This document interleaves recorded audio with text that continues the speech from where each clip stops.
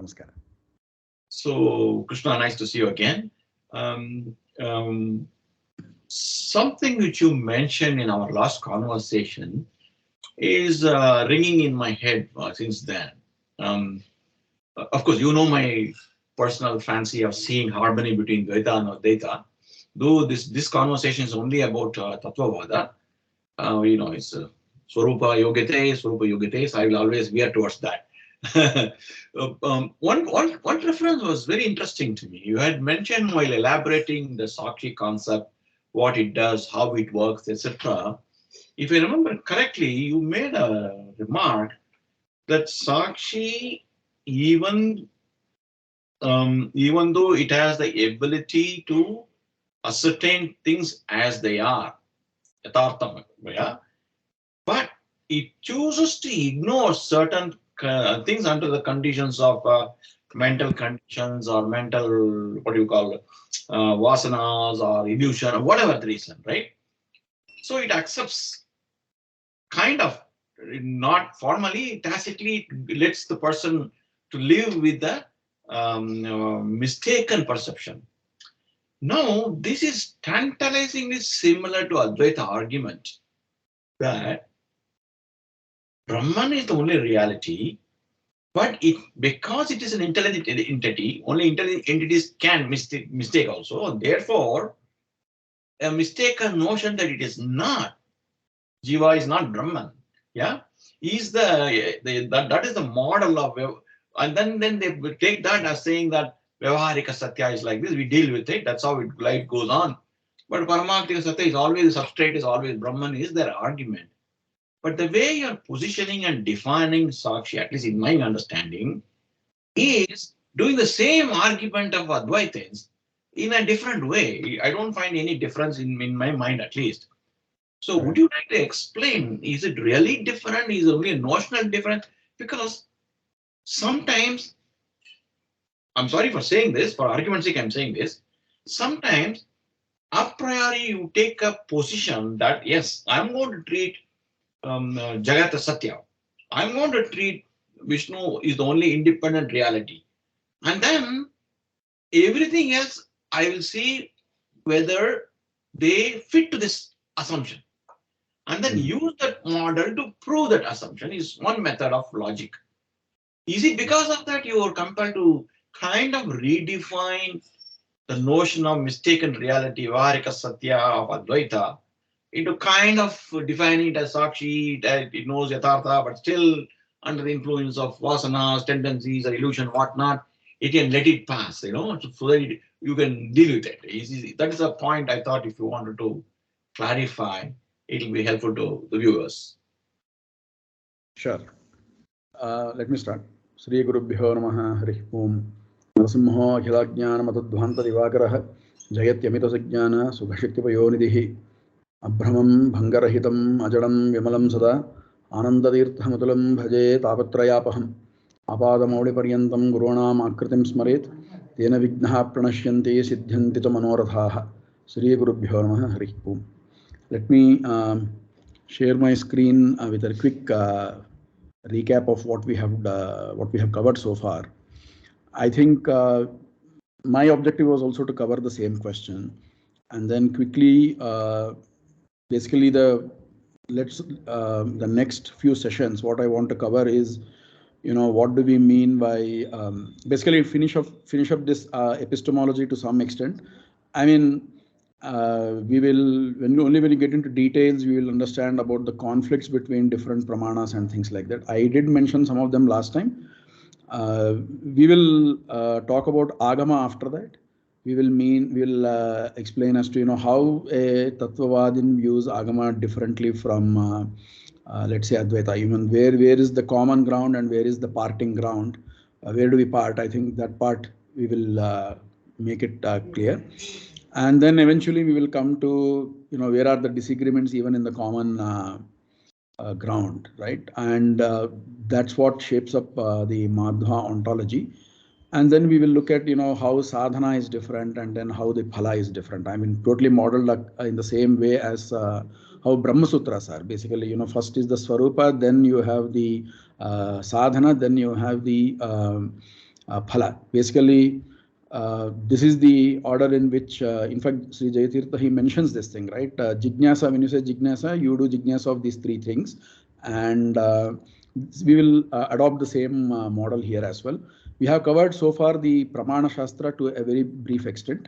So I would like to highlight again to the viewers that this is not by any means comprehensive or a substitute for really studying under a teacher. What I'm trying to do is to whatever I have studied, I'm just trying to put that thing differently, in an order that a modern educated person can understand. A traditional student would simply go through the text and then he or she will get the entire idea. So we will. So the final objective is to not have a substitute here. It is just a different way to a perspective that I am trying to provide so that people get interested in Acharya's Shastra. The end of it, apart from main purpose for which we do anything is to obtain the Lord's pleasure. That is how, in fact, we even interpret karmanyavadhikaraste ma phaleshu kadachana also. I mean, it doesn't mean we don't get interested in any phala, but except the Lord's pleasure or His grace. That is what we seek, and that's what we go for. That is the first. If the Lord is pleased with our efforts, that is not more than anything else. In addition, if people basically go and study Acharya Shastra in the traditional way, I think that will be a bonus for us. So with that, let me share my screen.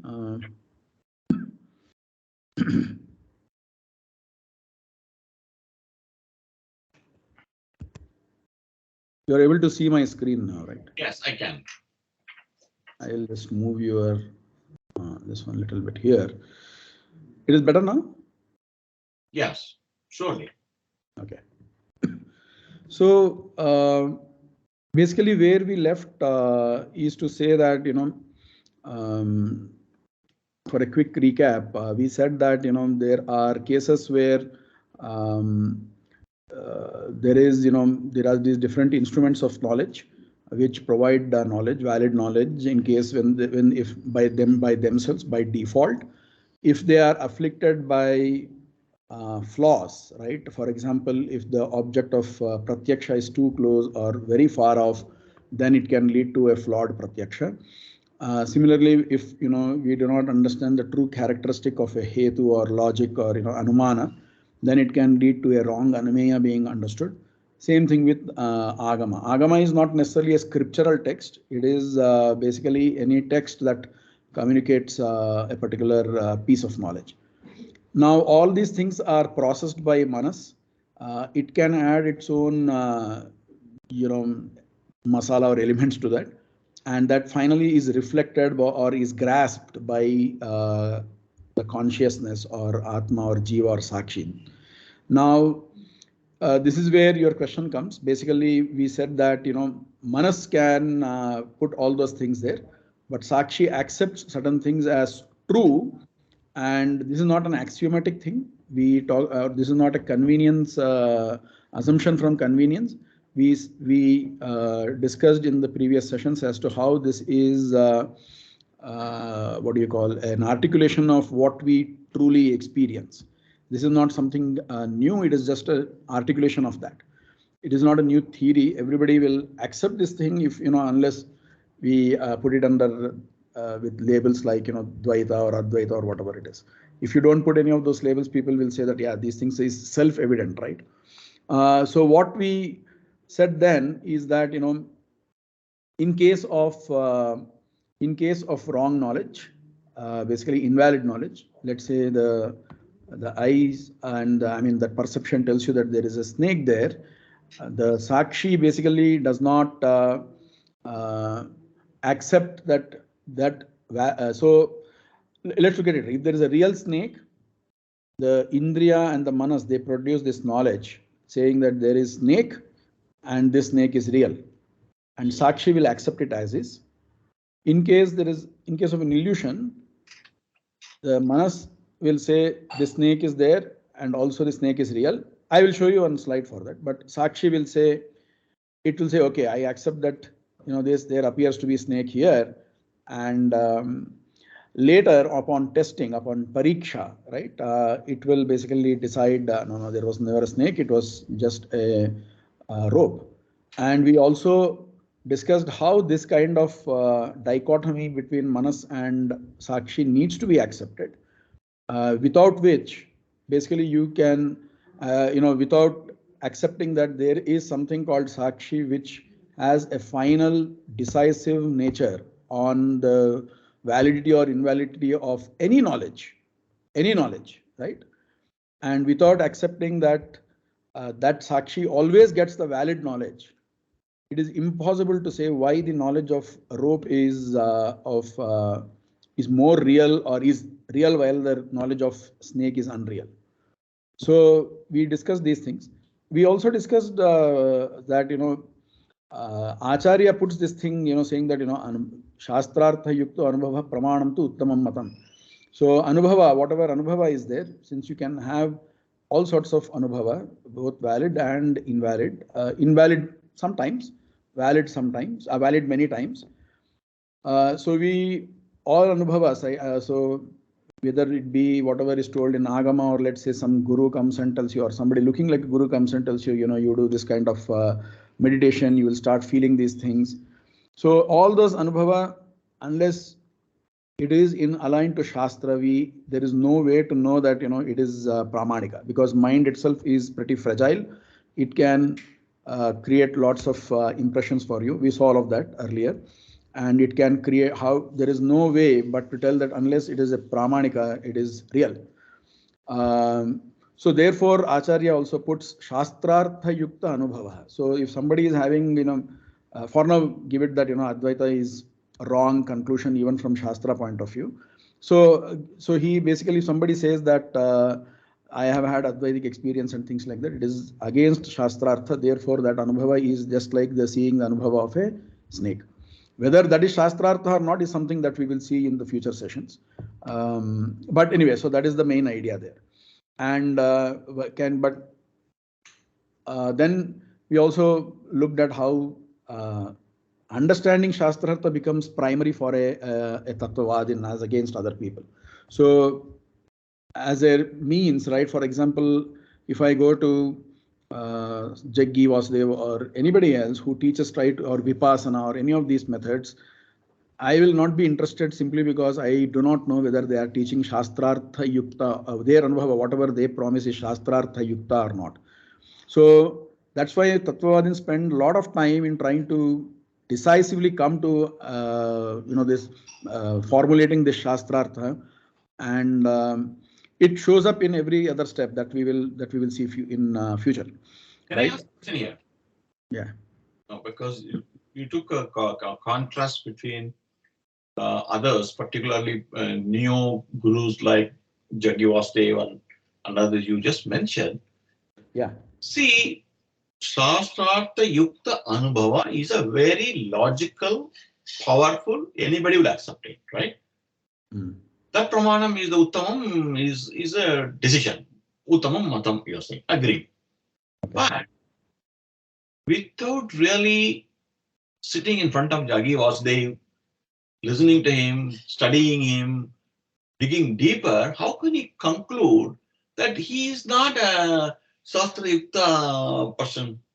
Yeah, very good point. So you are right that, I mean, ideal thing is, I go across the world and meet every other guru in present, past and future, and then try to see if their whatever they are advocating is truly Shastrartha or not. Or we have the other way to do it is, there is certain what we call as Shastra. We have a conclusive, we reach certain conclusions based on whatever methods we adopt to understand Shastrartha, and then we say that anybody who is against that is basically not advocating a Shastrartha Yukta Anubhava. Of course, I do admit that the best thing is to actually go sit in front of them and then do it. That's why we do have Vaada kathas in between different schools, Advaita or Dvaita. But all I'm trying to highlight is that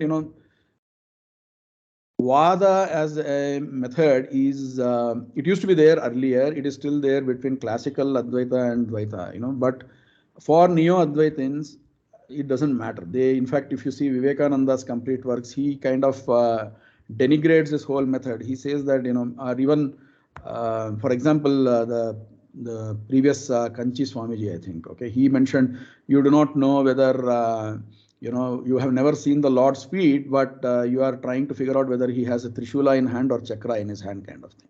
So everybody wants to talk about Anubhava. They are trying to put Anubhava in front before Shastra, whereas that is so. The epistemological itself, there is an issue. Okay, we have to get to Shastrartha first. Otherwise, you will never know whether your conclusions are simply because your Anubhava is because you are brainwashed, or it is because they are true. So if they are open to this kind of debate or epistemologically, I am sure people will be ready to, have it with them. You're able to see my screen now? Yes, I am able to see that. Yes. Yes, I think that's a very powerful argument, because I do remember sometime back, maybe a couple of months back, I think Jaggi did interact for a short time, 30-40 minutes kind of interaction with some of the Udupi Yathikadu. And of course, Madhva Yathikadu, particularly, Udupi Yathikadu, they're all very humble people. So they didn't want to argue with him, but he was trying to advise them. So Swamiji, dharma does not mean religion, and all he was saying. In fact, when I heard it, even I got a little annoyed, saying that, do you think after 30, 40 years of erudite scholarship, don't they know that? Why are you saying that? But they let smile and let it pass.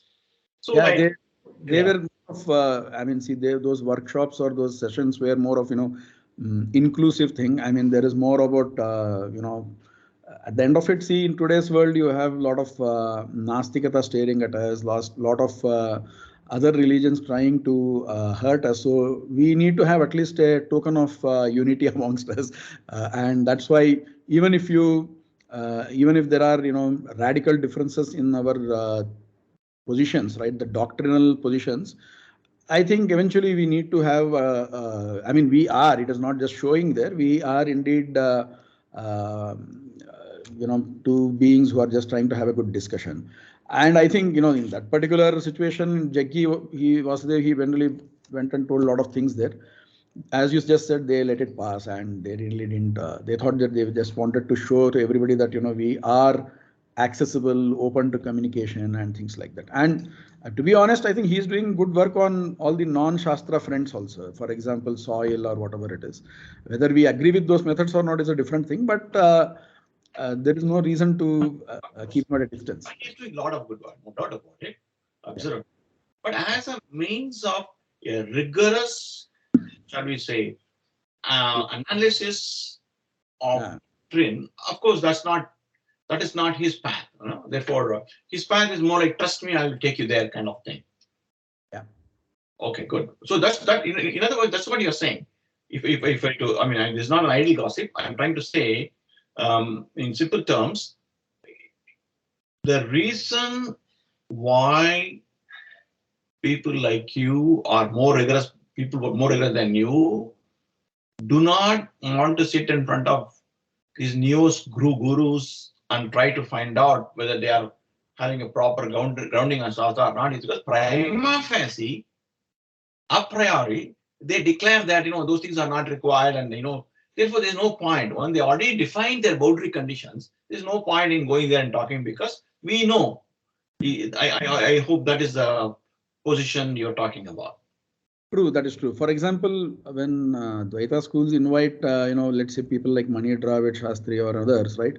They know that he will talk the same language. He will say, for example, you cannot take this Shruti meaning just like that, or this Shruti meaning is more than others. There is epistemically, there is more common ground than somebody like, Sadhguru or rather Jaggi was there.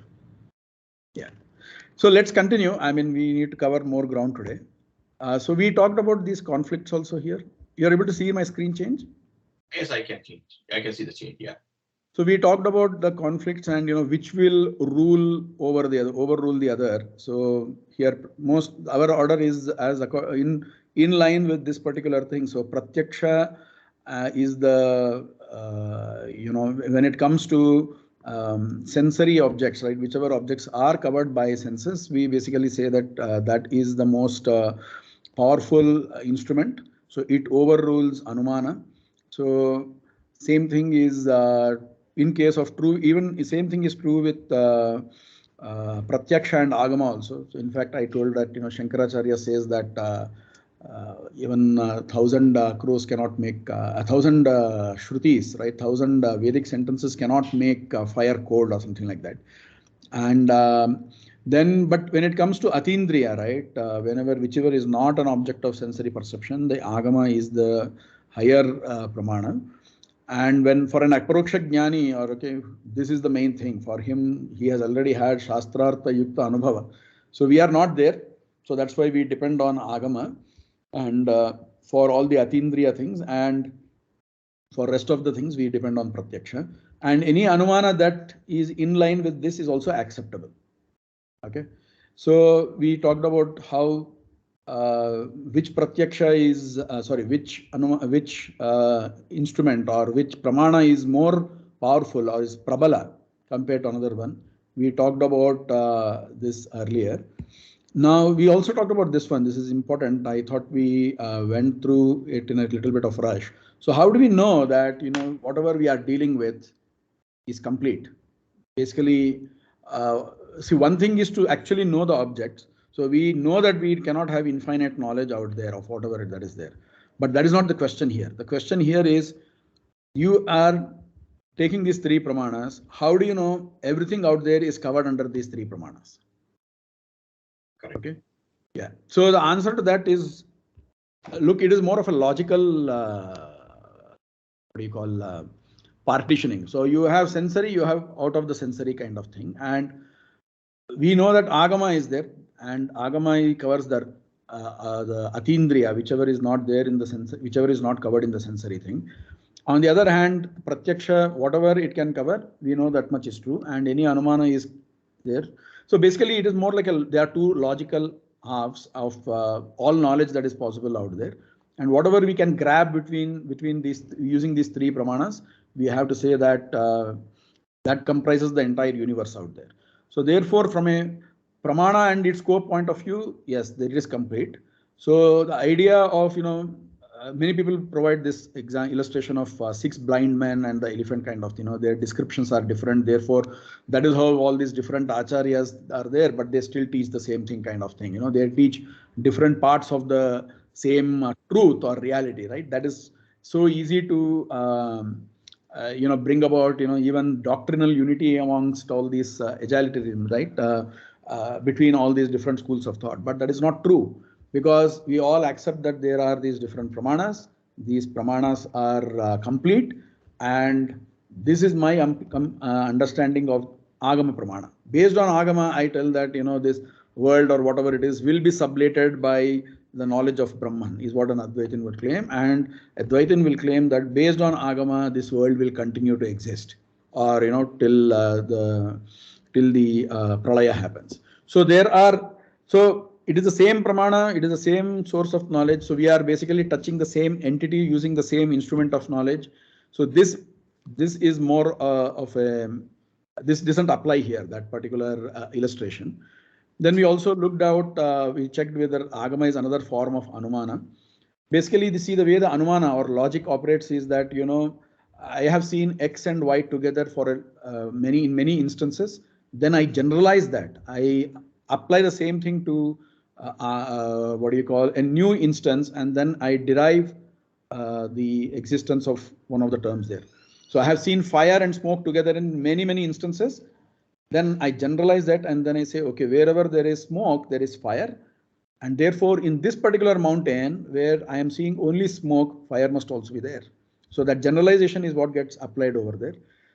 So many people think that no, it may be Agama is also something like that, this word means this thing, and that mapping is there in your head, and you have, therefore it is the same thing. So people say that both are same, but we said that no, their operating mechanism is different there. So here, and therefore it's a separate pramana. We said probability is also another form of probability, or uha or sambhava is also a different type of samshaya only. It is not certain knowledge. we talked about, this is an important question in epistemology. Is absence of evidence same as evidence of absence? So for us, we say yogyatve sati anupalabdhihi abhava. Only basically, right, if that entity is potentially available for that means of knowledge. For example,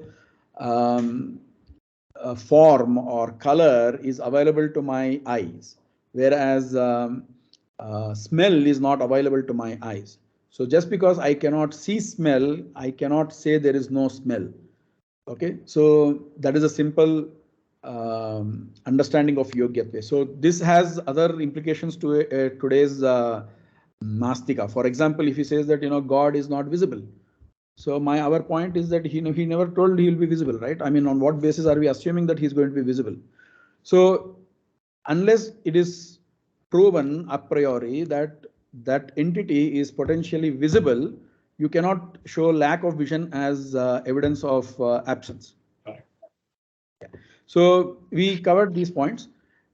And let's come to the point that you asked earlier, which is that these are these three different methods of pramanas.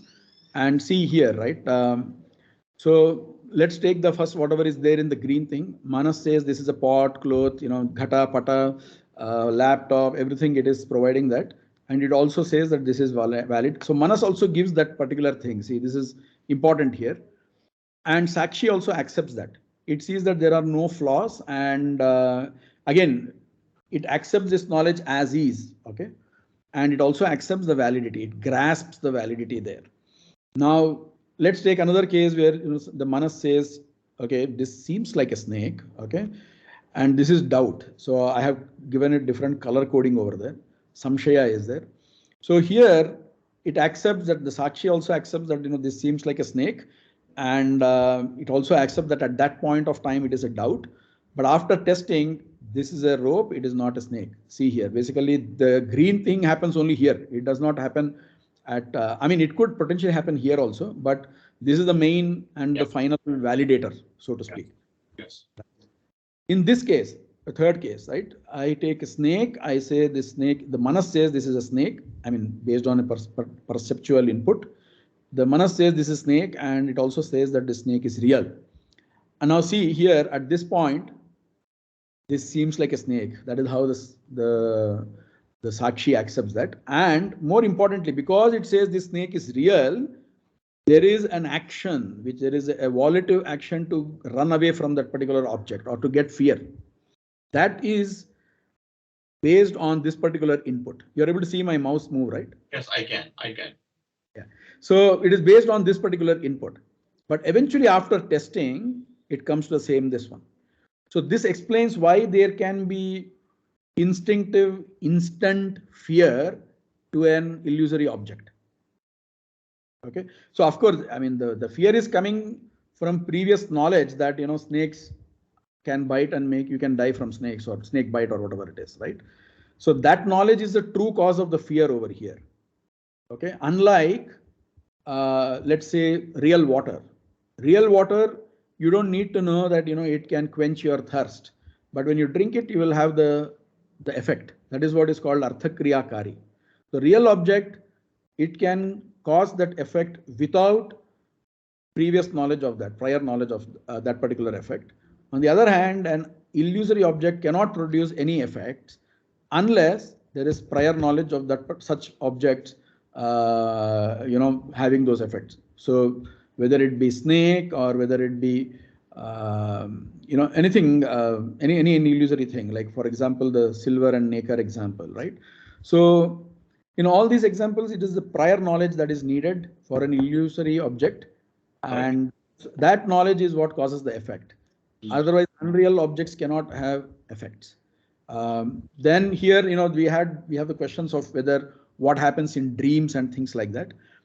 So we again, there is a difference of opinion there. So Advaita considers that everything that comes in a dream is unreal. So we are a little more careful. Tattva says that there are two parts, the impression. It is like, seeing an object on a screen, right? Or people on the screen there. The screen is real. The light falling on that is real. The projector changing things is also real. But what is not real is we confuse that particular snake, the screen thing, to what exists outside. So Yep. this is called jagratva. Okay, jagratva is what there is a problem. That is the illusory element. So many things are real.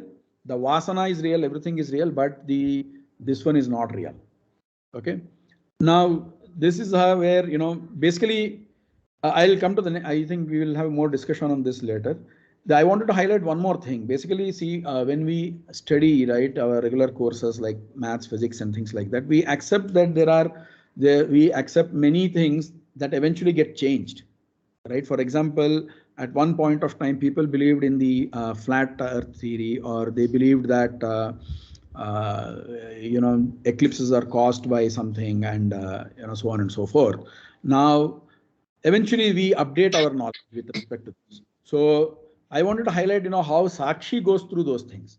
So at that point, basically the idea is that, there are two parts to all these knowledges. One is the object itself, and another one is whether, the knowledge about that particular thing. So if that object is available to pratyaksha, let's say tomorrow we find out that there is there are 180 elements or something like that, instead of, whatever is the number now. So like, uranium, and there are many other elements. What is the means of knowledge? Let's say there is pratyaksha to that, then we will accept it.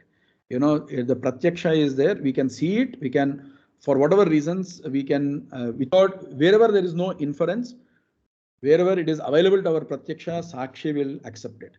If it is through inference, right, then it is up for update.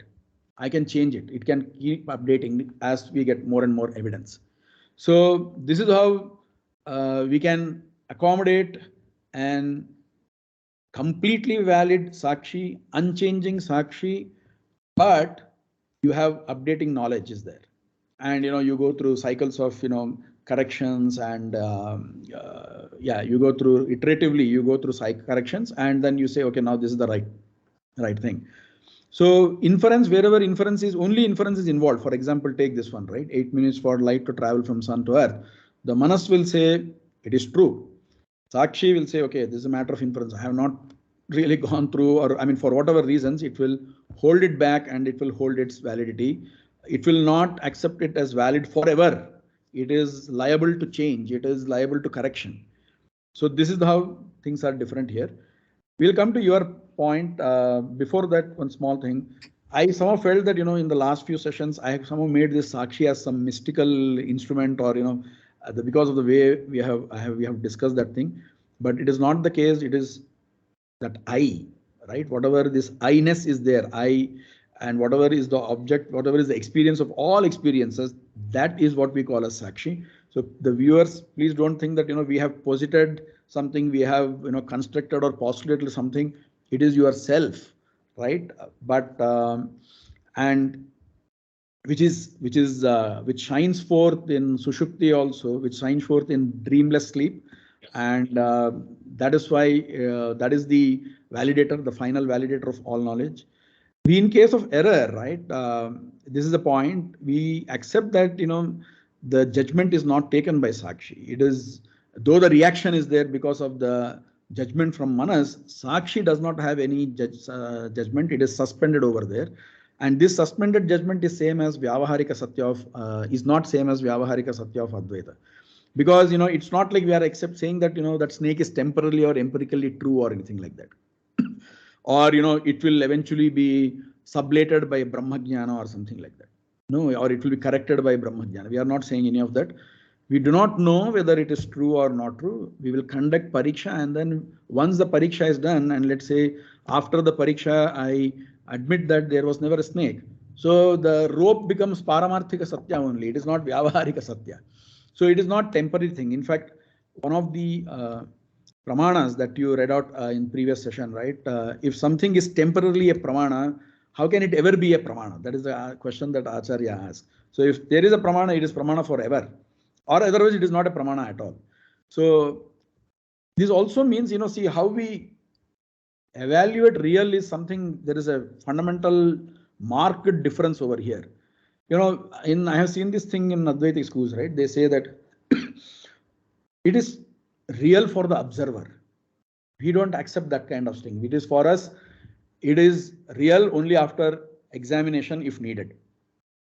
So for the observer, it's not like every real, it seems real, that much we accept, but it is not real. That is the difference in between Advaita and Tattvavada here. So I just thought, one small point here. If you go back to the previous slide, I think I was just waiting to ask, and I think you said it yourself, whether Sakshi is something new, mystical entity, because the way you are explaining, it looks like, like this Prajnaanam self is the thing. However, I like to bring to your attention, which you know very well, in many Dvaitist scholarship circles, particularly Dr. B.N.K. Sharma and others, they try to position Sakshi as a very innovative concept in the entire philosophical firmament in India, and he calls it a unique contribution of Madhvacharya. So it is some of the scholars and Dvaita scholars who are the one who are leading to this understanding that it's a mystical concept. I will need to add one point there. If you are done with, please continue otherwise. No, that's all. That's all.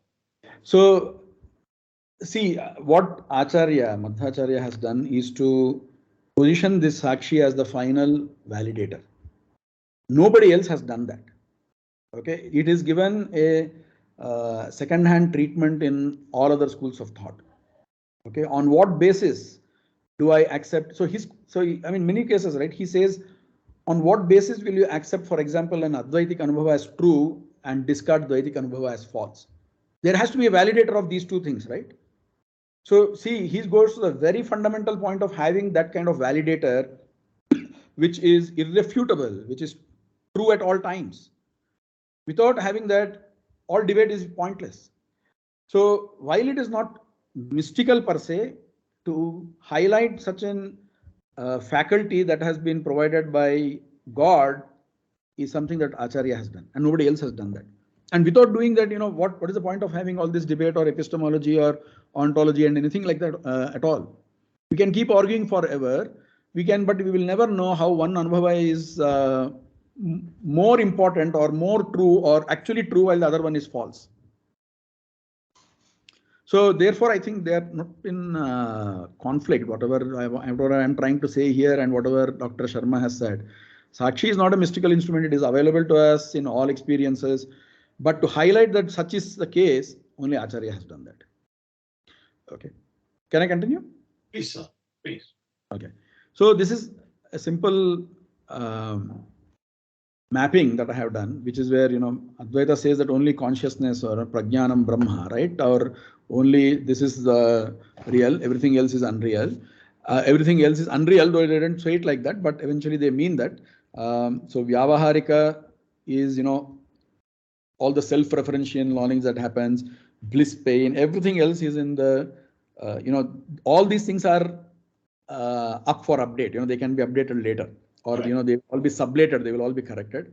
Correct. Whereas our experience and therefore Tattvavada says that all of that is real, and if any of those things are questioned, even this can be questioned, right? If these things can be corrected, then even the fact that only consciousness can be corrected, and in fact our experience says that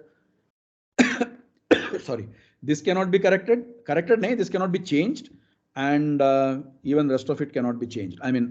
Except leave the ideas of moksha and other things like that. But I was happy 2 minutes back or 5 minutes back. That is an irrefutable fact, and no amount of pramana, whatever it is, or brahmajnana can change that. And so therefore all of these things are paramarthika real. So our basic whatever objects that we see, ghata, pata, everything, they are not in vyavaharika according to Tattvavada. Only illusions, right? In case of illusions, the objects are under suspended judgment. They get updated later either as valid or invalid as the case may be. Yes. So this is the difference between Advaita and Tattvavada. Let's quickly go to the ontology part, which is what we have been trying to do for quite some time now, which is we need to determine the ontology from these sources of knowledge, but in a way that it does not conflict whatever objects have been accepted by Sakshi as valid. And that is these are the things there. So if some Agama says time does not exist, right?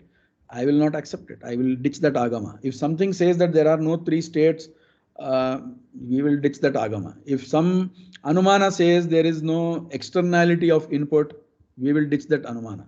So this is very important here. So because this multiplicity, whatever I have put over here, is an uncompromisable truth. It is non-negotiable, right?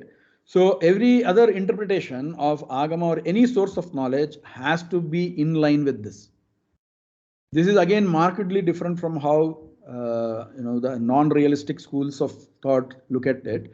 They think all of these things are up for an update. They can be corrected by Agama. We think that all of that has to be in line. These are irrefutable, non-compromisable, non-negotiable truths. Everything else has to fall in line with this. With that, we will go to a little more on the Agama part, because I think that is where the differences are, you will start understanding why a Tattvavadin behaves differently from other people. You will be able to understand or appreciate that better. So for us, Agama is of two types, Apaurisheya and Paurusheya. Apaurisheya is only Veda. Any Aptavakya, anybody, who is, let me put it very simply, trustworthy. Yes. The trustworthy person's statement is what is Paurusheya. And we'll come to the main thing. So Mimamsa school of thought also accepts Veda Apaurushayatva. All Uttara Mimamsa schools of thought accept Apaurushayatva. I believe only recently, I think, his name, Ramana Maharshi's disciple, I forgot his name. Vasishta Ganapati Muni or somebody like that is there. He does not accept Apaurushayatva. I happen to read one of his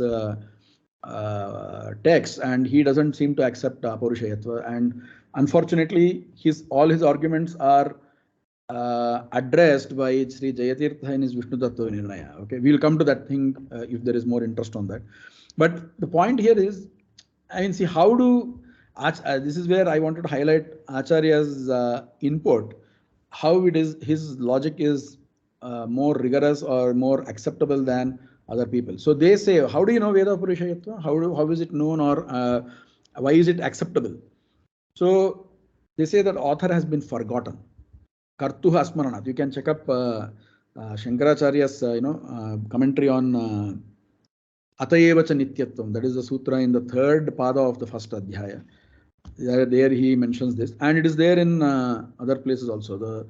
So though it is all other things about the Veda is known, the Kartu, that is the author has been forgotten. Therefore, it is Apaurushaya, which is there are other people like Bhasarvajna, the Nayayikas, who believe that Veda is not Apaurushaya but written authored by Ishvara.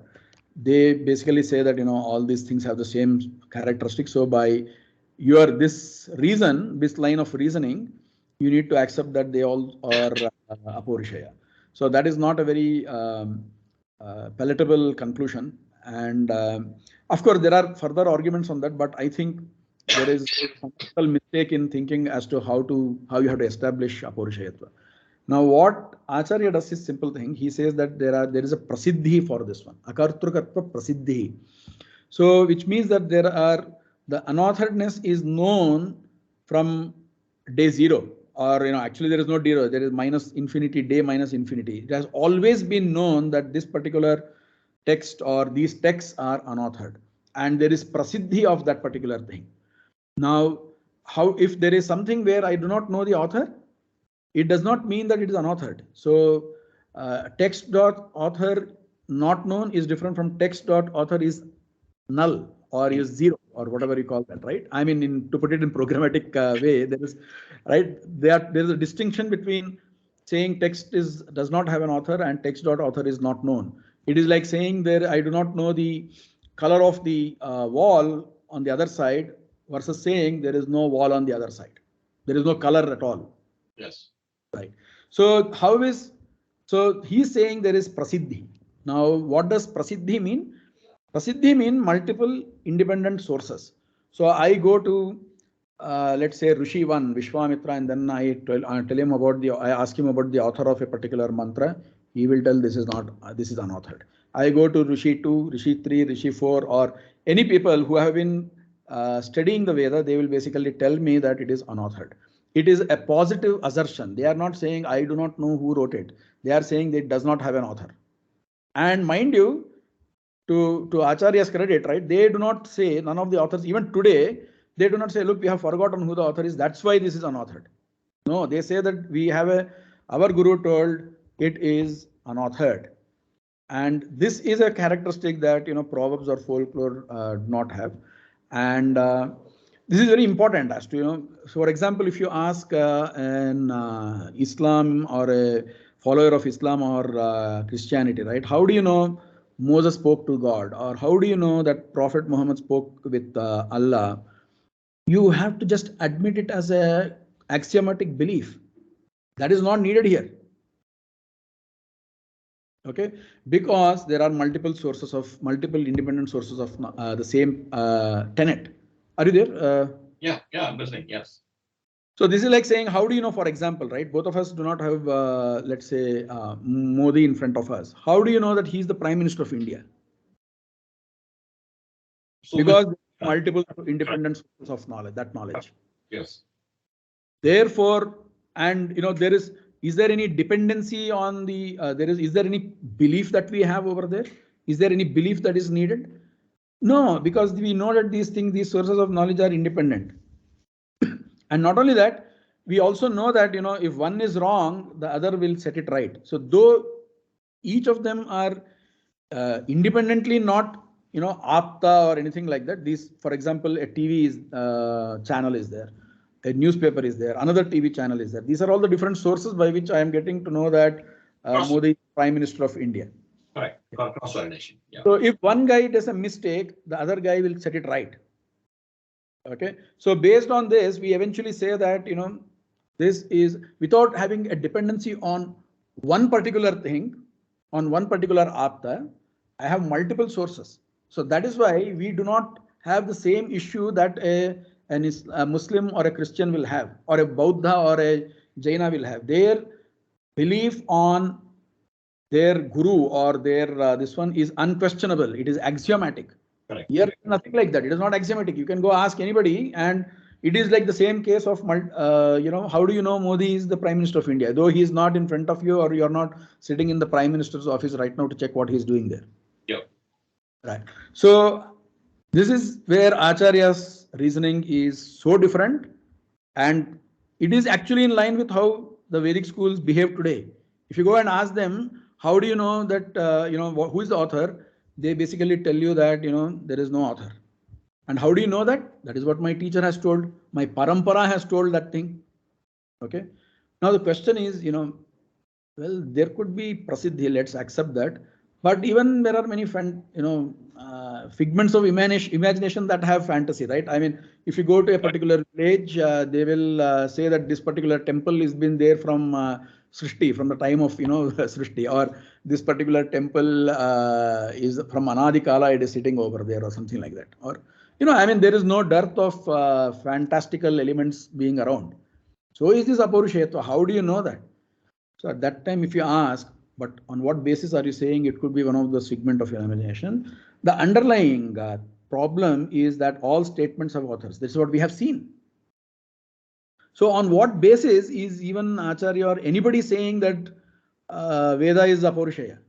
It is radically different, and it is false just on the face of it. You don't need much logic to accept this, to discard that thing also. It is given to you. I mean, it is like saying, in fact, Jayatirtha, he gives a very nice example. He says, like, it is like claiming that, that elephant entered my ear and then it made a resounding noise.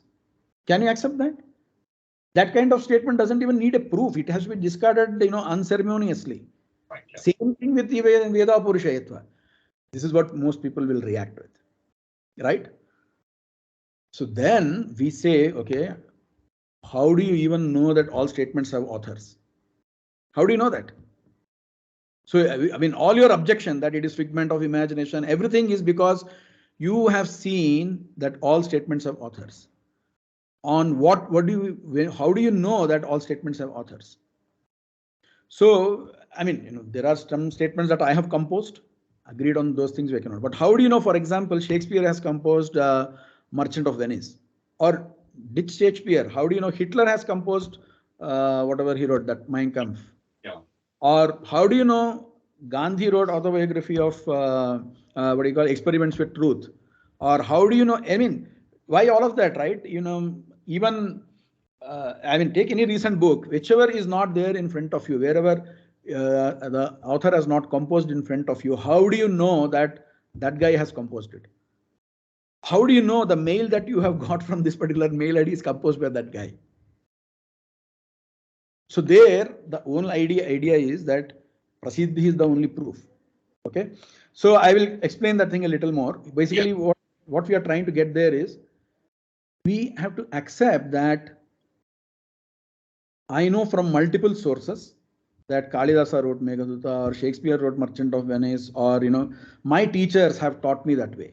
And it is the same thing is taught in some University 1, University 2, University 3, College 1, College 2, College 3 from different teachers. And their eventual sources are also multiple. Therefore, we accept that that particular thing has been composed.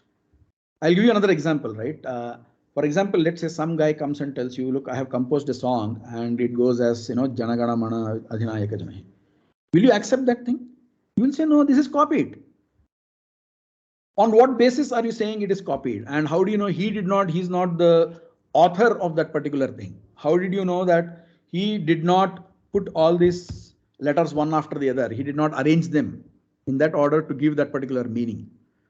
So you will say, look, I have prior knowledge of the same song being composed by another author, and it is popular. That popular is the word there. When you say popular, what do you mean by popular? It actually means multiple independent sources. Prasiddhi. Right. So the same. So your basic idea that Prasiddhi is the main proof that a particular text has a particular so and so author. In fact, given the lack of that Prasiddhi itself is the reason why you say I do not know who the author is, or it is questionable. So here we have positive Prasiddhi that there is no author. So how can you not accept that? Yeah. It is. I mean, even I admit that this particular line of reasoning will not be acceptable or palatable in the first instance. But the more we dig into it and the more we question that thing, I find, at least personally, that it is. I mean, you cannot escape it. This argument is whatever Acharya has given is the main thing out there. Let's stop because it's late for you. You mentioned time, and I have a question to ask here, which you could probably answer next in the subsequent session. If okay, we can stop here. No, I wanted to cover few more, but we can look at this later also. Yeah, because it will go long. Because there's the two. To summarize today's thing, two takeaways I have, which I want to place in front of viewers. Your argument that the gradation of pramanas and for atindriya stuff, that is what is beyond the senses. Things like moksha, swarga, those kind of things beyond. So you cannot have pratyaksha anubhava. Therefore, going to Agama Pramana, Shastra Pramana is the only more valid, is a powerful argument. And that also leads us to the foundation of everything as you're going to say, I'm very sure. That logically led to the Agama conversation. Can you go to the Agama slide? That's where I will leave a question with you, which you can probably take next time. Yes. So there has been a powerful argument with many examples you've given for the akartrukatva prasiddhi statement. There is one flaw I thought is there, which you may want to address next time. Sure. The argument is on what basis I established prasiddhi, because I ask anybody, they say the entire parampara tells that it is apaushitya. That's what your argument is. But the flaw in that is, how far back can you go? Very good. Therefore, one point in time, maybe 10,000 years, maybe 20,000 years, after that, honestly, we have no parampara.